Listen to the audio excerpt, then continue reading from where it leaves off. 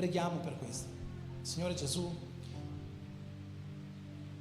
questo momento, Signore, vogliamo ascoltare una parola che venga da te, che venga dal tuo trono di grazia, una parola che possa cambiare le nostre vite, possa riaccendere in noi un fuoco, possa avvicinarci di più a te e a vivere come tu vuoi che viviamo. Benedici, Signore, la tua Chiesa per mezzo di questa parola e che per mezzo di questa parola la tua Chiesa possa benedire il tuo nome. Per questo noi ti preghiamo e ti ringraziamo per ciò che hai fatto, fai e farai nelle nostre vite, nel nome di Gesù. Amen. Amen. Voglio chiedervi di aprire le vostre Bibbie oppure seguite qua un versetto molto breve soltanto per introdurre la parola di oggi, Romani, capitolo 14, versetto 17.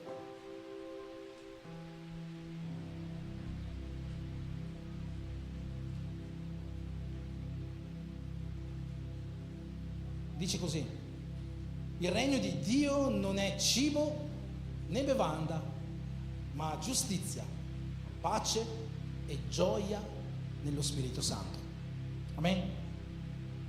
Bon, è soltanto un versetto, come si dice, un testo aureo, un versetto iniziale, solo di introduzione. Non mi baserò su questo versetto per la parola, ma all'interno di questo versetto c'è ciò di cui voglio parlarvi questa sera. E questa sera, per cominciare a introdurre questo messaggio, vorrei parlarvi di quello che è il mio personaggio preferito della Bibbia, escludendo ovviamente Gesù, Dio, Spirito Santo, no? Che con loro non si può competere. Io sono una persona a cui solitamente piacciono i personaggi un po' secondari della Bibbia, no? Gli outsider, come si dice, no? Quelli un po' improbabili. Sono un fan di Apollo, sono un fan di Timoteo, sono un fan di questi personaggi, Filippo, Diacono Filippo, un grande, ma il mio personaggio preferito in assoluto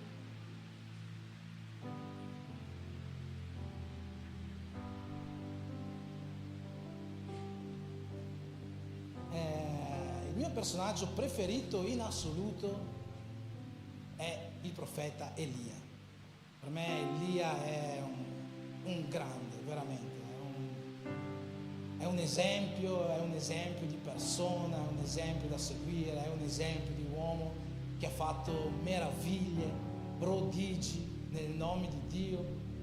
E ho già detto questo, no? Io ultimamente, in questi ultimi anni, hanno fatto diversi film biblici, no? Hanno fatto un film su Mosè, hanno fatto un film su Noè, in cui si vedono questi personaggi muscolosi che combattono, no? Io Noè fino a quando ho visto quel film lì me lo immaginavo sempre un vecchiettino che non molto abile, no? Ma invece in questo film mi sono ricreduto. Noè è un mostro, un super uomo pieno di muscoli, no? Ma se ci fosse veramente un personaggio sul quale fare un film di questo genere, per me è il profeta Elia, perché Elia è veramente uno di azione all'interno della Bibbia, no? E lui non si limita come profeta a fare profezie. Noi vediamo Elia che profetizza, no? Nell'Antico Testamento, vediamo Elia nel primo e nel secondo libro dei Re. Elia si profetizza, Elia lo vediamo pregare, Elia lo vediamo dare giudizi contro il popolo di Israele, giudizi divini di Dio contro il popolo di Israele. Quindi si fa questa parte del profeta, ma non fa solo questo. Vediamo a Elia fare piovere fuoco dal cielo contro i suoi nemici. Una volta dei soldati sono venuti per arrestarlo, Elia ha fatto scendere una meteorite, no, di fuoco dal cielo, bam, ha spaccato questi suoi avversari, no? Ditemi se non era uno di azione. Ma l'episodio sicuramente più bello, no? Più famoso anche della storia di Elia è quando Elia ha fatto partire una sfida tra dei. Non so se vi ricordate di questo episodio biblico, no? Sul monte Carmelo ha chiamato 450 profeti di Baal, di un'altra divinità, e ha detto: adesso facciamo una sfida tra divinità, vediamo se è più forte il vostro Dio o il mio Dio. E questa sfida sarà così: voi costruite un altare e pregate che il vostro Baal faccia piovere fuoco dal cielo per bruciare quest'altare. E dopo io farò la stessa cosa con il mio Dio.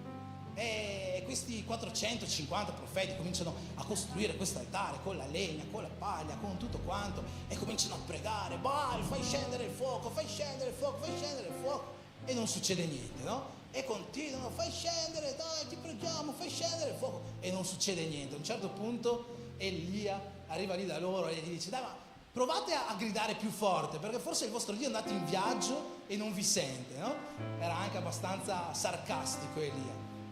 E questi qua continuano a urlare, prendono delle spade, si tagliano, si fanno segni sul corpo finché non sanguinano, per cercare di invocare il loro Baal, ma non succede niente. A un certo punto Elia dice: dai, va bene così, basta, ci avete provato, adesso lasciate che faccio io. Elia costruisce il suo altare con la legna, prende dei secchi d'acqua, bagna tutta la legna con l'acqua affinché fosse impossibile che prendesse fuoco, prega Dio e il fuoco scende sull'altare, bruciando l'altare.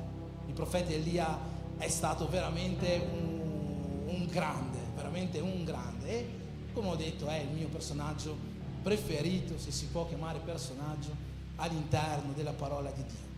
Ma Giacomo nella sua lettera ci lascia un segreto sul profeta Elia, perché ci dice così, che Elia era un uomo come noi, sottoposto alle stesse passioni che noi siamo sottoposti, sottoposto alle stesse tentazioni a cui noi siamo sottoposti, sottoposto alle stesse afflizioni a cui noi siamo sottoposti.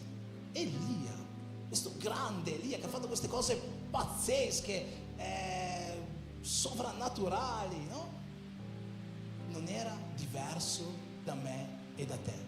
Perché tante volte quando noi prendiamo esempio Gesù ha fatto questo, Gesù ha fatto questo, no? Gesù è Gesù, cioè non possiamo compararci con Gesù, no? Ma Elia non è diverso da noi. E è vero, qua Giacomo, quando scrive questo versetto, sta parlando di un contesto molto specifico, della potenza che c'è nella preghiera. Dice: Elia era una persona come noi, ma lui ha pregato affinché il cielo smettesse di piovere, e ha smesso di piovere. Poi ha pregato affinché ritornasse la pioggia, e è tornata la pioggia. Quindi Giacomo ci sta parlando di un contesto molto specifico, ovvero che la potenza della preghiera è aperta a tutti quanti noi. Perché se Elia, per mezzo della potenza della preghiera, è riuscito a fare queste cose sovrannaturali, lui che era uguale a noi, sottoposto alle nostre passioni, sottoposto alle nostre stesse tentazioni, eccetera, eccetera, anche noi possiamo vivere la stessa potenza che c'è nella preghiera, così come Elia la viveva. E questo deve essere, è solo una parentesi, non predicherò su questo come potete notare dal banner, ma è solo una parentesi. Noi dobbiamo credere e vivere veramente in questo, fratelli e sorelle, perché anche le sorelle sono comprese in questo. Noi dobbiamo vivere questo, noi dobbiamo credere che c'è potenza nella preghiera, e questa potenza è disponibile a tutti quanti noi. Non possiamo vivere una vita cristiana senza pensare che non c'è potenza dentro di noi. Dio ci ha dato lo Spirito Santo, ovvero è Egli stesso che abita in noi, e questo Spirito che abita in noi ci dà potenza per vivere e per far vivere il sovrannaturale intorno a noi. E noi non possiamo vivere una vita piena se non viviamo questo sovrannaturale, se non viviamo questa potenza che deriva dallo Spirito Santo, se non viviamo questa potenza che deriva dalla preghiera. E questo è un discorso aperto a tutti noi.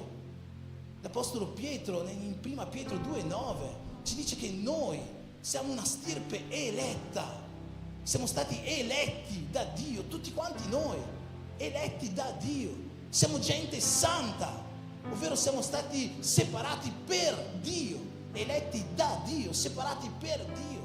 Siamo un sacerdozio regale, ovvero siamo i sacerdoti di Dio, veniamo da Dio, siamo per Dio e siamo di Dio, sacerdoti del Re. E questo, ripeto, vale per tutti noi. Non è che perché stiamo parlando di sacerdoti, vale soltanto per i pastori, vale soltanto per chi sale sul pulpito, vale soltanto per i leader. Non è così. Sacerdoti siamo tutti noi. Tutti noi abbiamo una chiamata sacerdotale nelle nostre vite. Dio ci ha chiamato a essere suoi sacerdoti, a tutti noi. Che tu sia pastore, che tu sia leader o che tu non lo sia, che tu sia maschio o che tu sia femmina, perché è vero, Dio ha dato un sacerdozio ai mariti sulle proprie case, ma sacerdotesse sono anche le femmine. La Bibbia ci dà esempi di donne che hanno fatto cose meravigliose, e fino ad oggi, donne, sapete che avete un ministero importante. Io credo nel ministero delle donne, credo nel ministero. C'è stata qualche tempo fa è successo che stavamo, o almeno c'era questa ipotesi di unirci a una chiesa, e c'è stata fatta questa proposta, soltanto che sarebbe stato molto molto molto buono per noi a livello legale, a livello giuridico. Ci sarebbero stati dati dei grandi benefit, però c'era una clausola, diciamo così, all'interno di questa proposta, che noi potevamo mantenere il nome della nostra chiesa, potevamo mantenere, diciamo, la nostra tradizione, ma dovevamo cambiare alcune dottrine per essere uguali alle dottrine di quest'altra chiesa. Mi ricordo che finché, anche se nel mio cuore già questo non poteva essere reale, non poteva succedere, mi ricordo che Dio ha fatto ciò che Dio fa, ovvero ha mandato un profeta, o meglio, ha mandato una profetessa o profeta per parlare con me. Un giorno questa persona non sapeva di niente, è una persona qua della chiesa, mi ha fermato dopo un culto e mi ha detto: non so cosa sta succedendo, ma Dio mi dice che la visione che Lui ti ha dato non si cambia. La visione che Lui ti ha dato non si può mettere in discussione, non è negoziabile. Queste sono state le parole. La visione che Lui ti ha dato per questa chiesa non è negoziabile.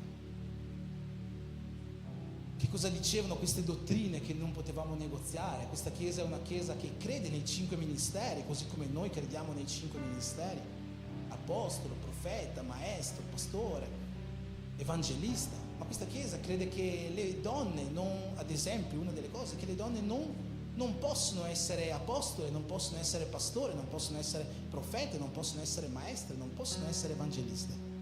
E noi crediamo invece in qualcos'altro. Noi crediamo nel ministero della donna. Io sono pastore Enrico, mi conoscete come pastore Enrico. Mia moglie è pastora Andrea, non è Andrea, è pastora Andrea. E noi crediamo, la Bibbia ci insegna, che troviamo nella Bibbia apostole, troviamo nella Bibbia maestre, troviamo nella Bibbia profetesse, le prime evangeliste della storia dell'umanità. Essere evangelista significa portare il Vangelo. Cos'è il Vangelo? La buona notizia che Gesù è morto e è risorto per noi. Sapete chi è stato il primo evangelista della storia dell'umanità? Una donna. Perché appena Gesù è risorto, la prima persona che lo ha visto è stata una donna. E a questa donna Gesù ha detto: vai e racconta quello che hai visto agli apostoli. La prima evangelista è stata una donna. Noi crediamo nel ministero delle donne, per questo ripeto, sacerdoti siamo tutti quanti noi. Tutti quanti noi abbiamo un ruolo ministeriale e tutti quanti noi dobbiamo avere la responsabilità di vivere questa potenza che Dio ha messo nelle nostre vite, così come Elia la viveva. Chiusa parentesi, ma Giacomo, quando dice queste cose, non sta soltanto sottolineando la potenza di Elia, o quantomeno la potenza nella preghiera che Elia esercitava, quanto forse di più stava sottolineando la debolezza di Elia, perché stava dicendo: Elia, come tutti noi, è sottoposto alle nostre passioni, è sottoposto alle nostre debolezze.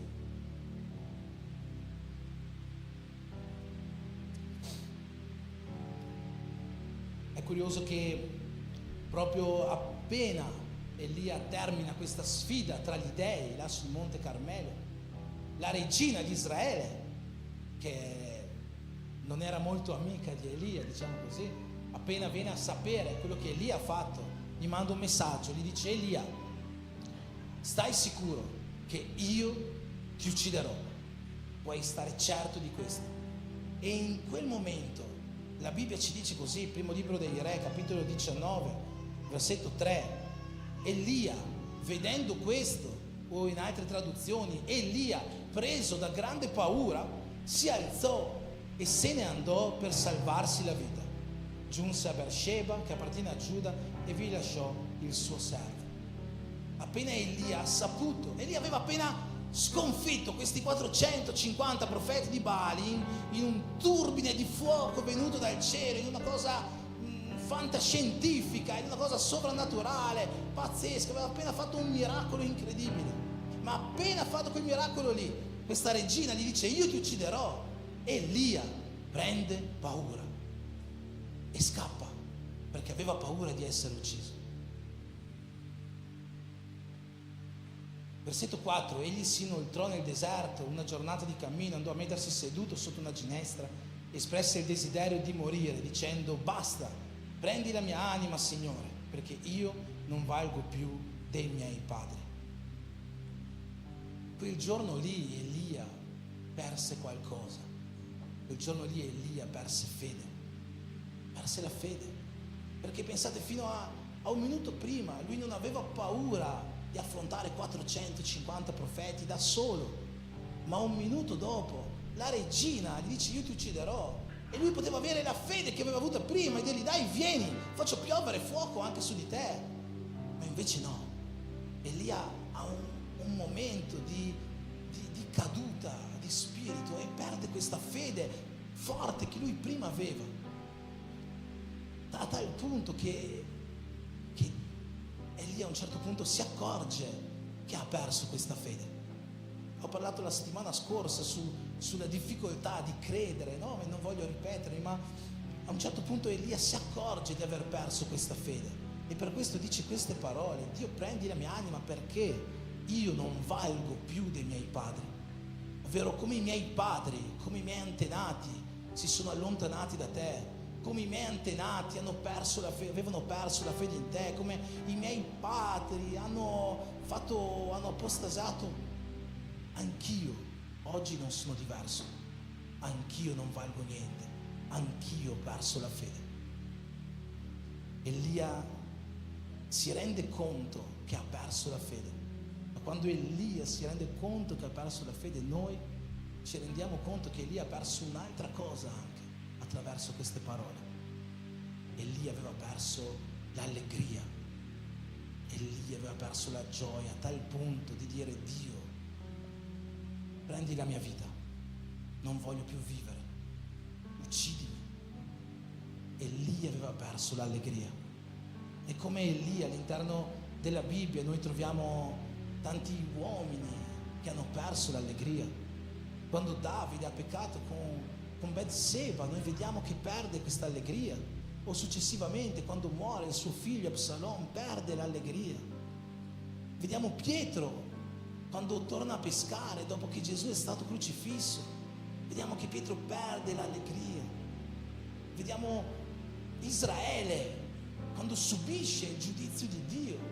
Il profeta Isaia, in Isaia 24, dice: il popolo clama, grida per il vino per le strade, ovvero il vino rappresenta l'allegria e il popolo clamava per l'allegria. Perché? Perché la gioia, dice Isaia, è tramontata sul popolo. Vediamo tante persone che perdono l'allegria che dovrebbero avere in Dio. E la mia domanda oggi per la Chiesa è: noi siamo una Chiesa allegra? Noi siamo una Chiesa gioiosa? Siamo una Chiesa allegra? E non sto parlando di quell'allegria di cui si possono vantare i sanguigni che sono in mezzo a noi questa sera, no? Che sono sempre allegri, sembrano sempre spensierati. Sto parlando dell'allegria di essere cristiani, dell'allegria che c'è nel Signore. In questi ultimi giorni io ho cambiato più o meno, l'Andrea lo sa, 4 temi, 4 argomenti di predica per questa sera. Ma questa parola è nata ieri sera, sapete? Che eravamo tutti in sala e in casa mia, a un certo punto Benjamin e Elia hanno acceso la TV, hanno messo dei video su YouTube di lodi, no? Di lodi allegre, quelle lodi che ballano anche qua in chiesa, e hanno cominciato a ballare e hanno cominciato a saltare, e per un'ora in casa c'era Lian che saltava. Lian non ballava, Lian saltava e basta, no? Abbiamo commentato, e hanno cominciato a ballare per un'ora, hanno ballato, hanno saltato, ascoltando queste lodi in casa, e finché loro ballavano, finché loro saltavano, Dio ha cominciato a mettere questa gioia nel mio cuore, l'allegria che c'è nell'essere cristiani. E noi siamo allegri, Chiesa, siamo allegri veramente di essere cristiani. Noi dobbiamo essere allegri, sapete, la Bibbia ci chiede di essere allegri, Gesù, Dio ci chiede di essere allegri. Tu sei allegro veramente? Vorrei che a partire da questo momento le facce tristi scomparissero e che tutti quanti sorridessimo fino alla fine del culto, fino a dopo la fine del culto, che questo sorriso ci accompagni tutta la settimana. Noi siamo veramente allegri di essere cristiani. Noi ci rendiamo veramente conto che abbiamo un Dio che è pronto ad aiutarci in ogni difficoltà. In Esodo, capitolo 15, il popolo di Israele esce dall'Egitto passando per il Mar Rosso. Sapete cos'è stata la prima cosa che il popolo di Israele ha fatto uscendo dall'Egitto? Hanno fatto un canto a Dio, hanno cominciato a cantare, e Miriam, la sorella di Mosè, ha preso degli strumenti e lei insieme a altre persone hanno cominciato a ballare in mezzo al deserto. Erano gioiosi, erano allegri, perché avevano un Dio che poteva soccorrerli in ogni difficoltà. Tu sei gioioso di avere questo stesso Dio, perché io credo, sono sicuro che anche tu hai già vissuto questa provvisione da parte di Dio, questa provvidenza da parte di Dio. Hai già vissuto miracoli, hai già vissuto guarigioni, e forse quando hai vissuto tutto questo la tua gioia si è fermata nel dire gloria a Dio. O forse hai semplicemente ringraziato Dio per quello che ha fatto, forse non l'hai neanche ringraziato, ma la parola ci chiede di essere allegri quando viviamo questo. Ci chiede di danzare, ci chiede di cantare alla presenza di Dio, ci chiede di gioire alla presenza di Dio. Fratelli, c'è gioia nell'essere cristiani, c'è allegria nell'essere cristiani. Noi dobbiamo essere cristiani allegri. Perché se non siamo allegri non abbiamo capito quanto grande è il nostro Dio. Noi dobbiamo essere felici perché sappiamo, abbiamo la certezza che Dio è il Dio che può venire incontro ad ogni nostra difficoltà. Dobbiamo essere felici di servire Dio, dobbiamo essere felici di fare l'opera di Dio.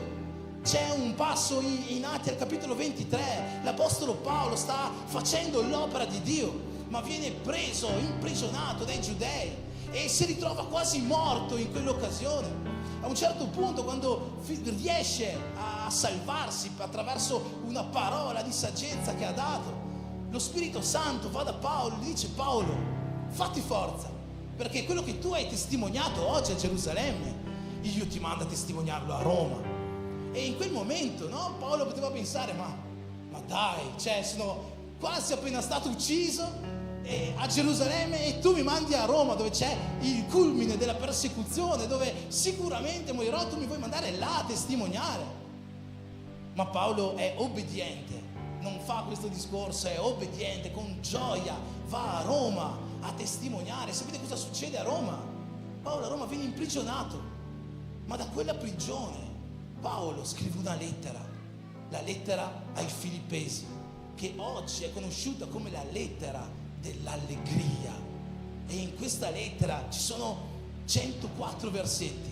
16 di questi 104 versetti, un sesto della lettera, sono versetti che ci parlano di allegria, Paolo che ci ripete più volte: rallegratevi nel Signore. Ripeto, rallegratevi. Paolo ci parla di allegria in mezzo a quella prigione, in quella prigione che lo avrebbe portato alla morte. Paolo è gioioso perché in questa lettera ce lo dice al capitolo 1, perché per me morire è lucro, morire è guadagno, perché va bene se io muoio, mi ricongiungo con Dio, ma vivere, fare l'opera di Dio, fare la volontà di Dio, vivere è Cristo. E io sono allegro di fare l'opera di Dio. Più avanti al capitolo 4 dirà così: fratelli miei carissimi, allegrezza e corona mia, voi siete la mia allegria, voi siete la mia allegrezza, voi che io ho portato al Signore, voi che siete l'opera che Dio mi ha dato da fare su questa terra, voi siete la mia allegria, perché c'è gioia nel fare l'opera del Signore, c'è allegria nel fare la volontà di Dio, c'è allegria nell'essere cristiani, c'è allegria, ci deve essere allegria, ma noi siamo cristiani che vivono con questa allegria, siamo cristiani disposti a ballare, a saltare alla presenza dello Spirito Santo, a gioire anche in mezzo alle difficoltà come l'Apostolo Paolo. Siamo cristiani allegri. Ho parlato la settimana scorsa di quella vedova che ha dato la sua offerta, vi ricordate? Ha dato un'offerta minuscola, forse mi immagino un centesimo, ma Gesù, quando guardava le persone che mettevano le offerte, dice: questa vedova è colei che ha dato più di tutti quelli che hanno versato l'offerta oggi, perché Gesù non stava guardando quanto le persone mettevano nella cassa delle offerte, Gesù stava guardando come le persone mettevano nella cassa delle offerte. E quella vedova, io mi immagino, abbia dato la sua offerta con allegria. Tutto ciò che facciamo, tutto ciò che diamo, dobbiamo farlo con allegria. C'è allegria nel fare l'opera del Signore. Il vivere è Cristo, fare la volontà di Dio è Cristo, fare la volontà di Dio è gioia, fare l'opera del Signore, salvare vite è gioia, deve essere gioia per noi cristiani. Noi non possiamo essere, fratelli, quei cristiani che vengono in chiesa il sabato perché il sabato è il giorno di andare al culto.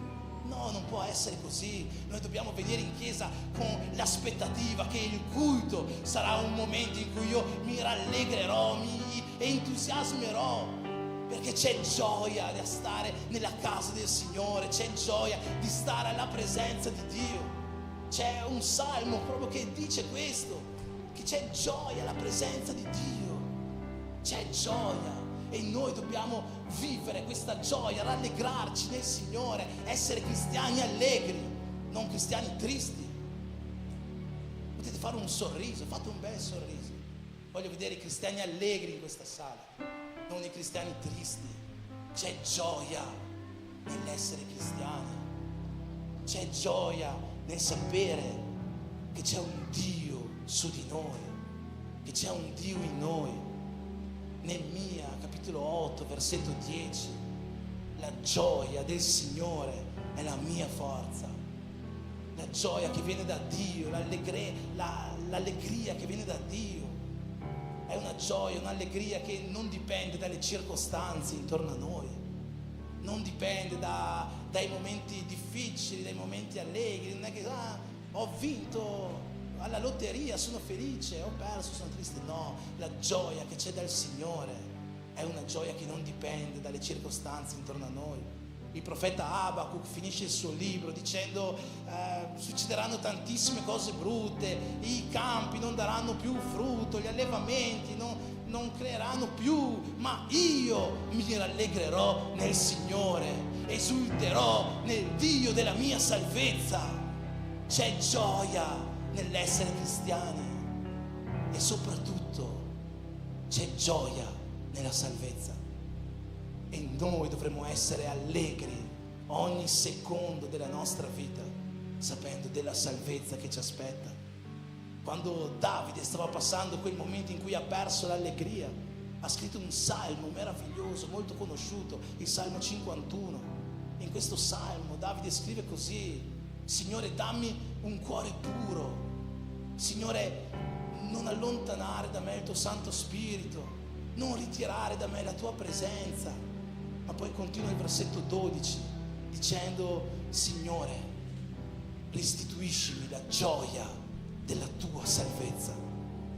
C'è gioia nella salvezza e noi dovremmo essere le persone più felici del mondo, noi cristiani, perché quello che stiamo vivendo qua non è che una camminata su questa terra di 50, di 70, di 80, di 100 anni, per i più fortunati qualcuno in più, ma dopo di questo c'è un'eternità che Gesù ci ha già regalato su quella croce.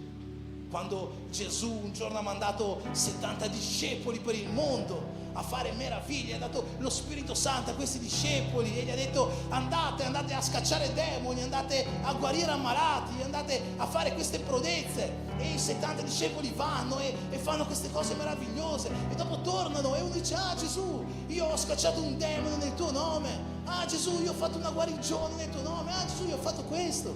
Gesù sapete cosa gli risponde? Gli dice: ragazzi, molto bene, ma non rallegratevi per quello che avete fatto oggi, rallegratevi piuttosto perché il vostro nome è scritto lassù nei cieli. La salvezza deve essere la nostra prima fonte di gioia, e per questo motivo, fratelli, sorelle della B-Church, noi dovremmo essere allegri ogni secondo della nostra vita. Noi dovremmo esplodere di gioia ancora di più quando veniamo in chiesa, ma anche al di fuori della chiesa. Ogni attimo della nostra vita noi dovremmo essere allegri perché abbiamo un Dio che è su di noi, che ci preserva da ogni male, che può aiutarci in ogni difficoltà. Abbiamo un'opera che è una gioia da poter portare avanti, che è l'opera che Gesù ha cominciato 2000 anni fa e che oggi ha messo nelle nostre mani, perché c'è la salvezza ad attenderci lassù nel regno dei cieli. Voglio chiederti se puoi alzarti in piedi.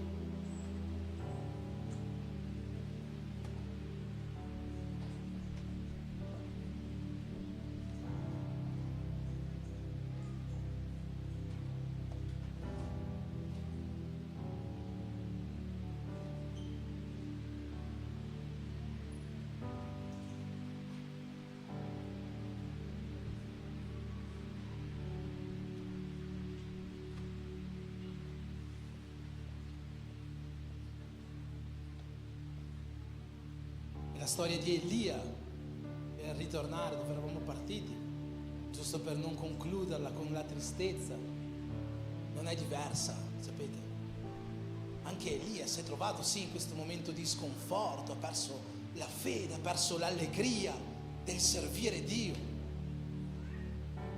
ma Dio nei momenti successivi a questo sconforto ha fatto capire a Elia che lui non l'aveva lasciato, che lui era lì con Elia, ha portato angeli a servire Elia, si è rivelato ad Elia in mezzo a una grotta e gli ha detto: io non ti ho lasciato solo, io sono qua con te.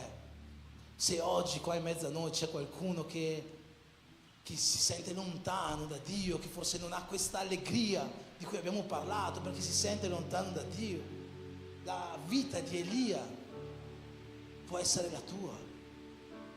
Dio non ti ha lasciato solo. Sappi che Dio non ti ha lasciato solo. Sappi che Dio è con te, è pronto a aiutarti in ogni difficoltà, così come ha aiutato Elia, così come ha aiutato Israele nell'uscita dall'Egitto, così come ha aiutato molte persone in mezzo a noi.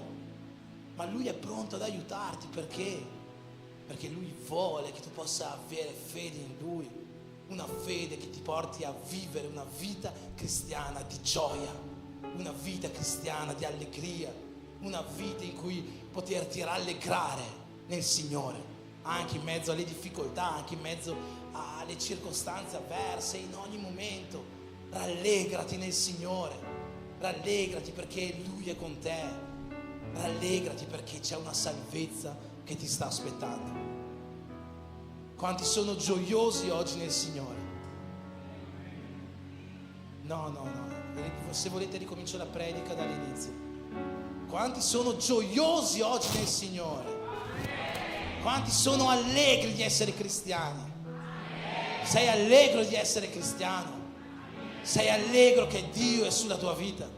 Sei felice che Dio protegge la tua famiglia? Sei felice che ti aspetta un'eternità insieme a Lui? Allora in questo momento rallegriamoci insieme nel Signore, come il popolo di Israele che è uscito dall'Egitto danzando, ballando, saltando. Oggi vogliamo far vedere a Dio una chiesa che esce dal suo posto e che comincia a ballare alla sua presenza, una chiesa che è gioiosa, una chiesa che è felice, che allegra veramente, che Dio è sopra di noi. Amen. Cantiamo e balliamo insieme al Signore. Amen.